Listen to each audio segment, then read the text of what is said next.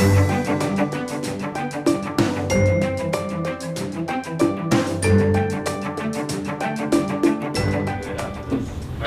next one.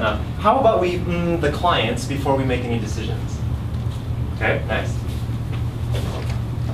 Hi, my name is Caleb and I'm an ESL instructor in the LINC program here at ISSofBC. I teach a workplace class here called LINC for Employment, and I'm here to tell you a little bit about the SMARTBoard and how I use it in my class and how the students can benefit from it. So here's my name. I'm just going to start off with one of the ways I use the SMARTBoard, which is for grammar points. So for example, if I give you a sentence, so this would be a regular sentence, but let's say I was teaching my students about questions. I might move the words around to demonstrate how in questions the subject, so the meeting, and the verb are usually inverted to form a question. So is the meeting postponed? Yes or no? And likewise with WH questions, so like why is the meeting postponed? We can just move everything over and then just insert a why at the beginning. So it's really great for grammar points.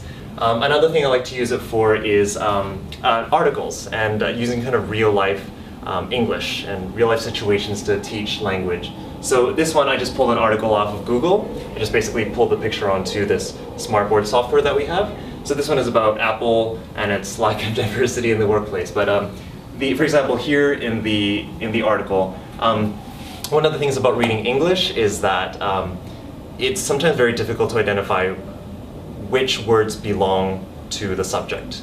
And once you have that set, then finding the verb after that is a little easier. So I might pull up an article like this and then have the students rather highlight the words that belong to the articles, to the subject rather. So for example, in the first sentence, changing the composition of its predominantly white and male workforce.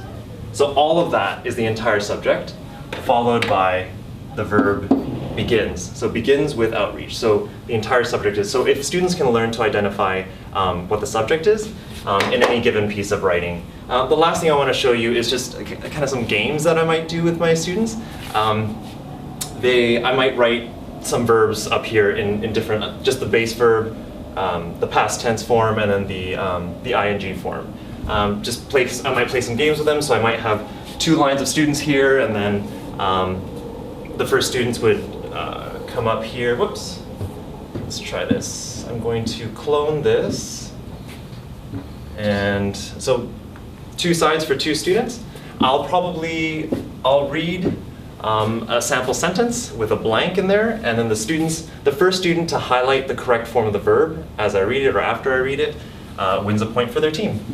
So yeah, so the SMARTBoard is really great for creating my own kind of activities, but it also has some preloaded activities that I can use as well. So I hope you enjoyed this video about using the SMARTBoard here in our classes at ISSofBC.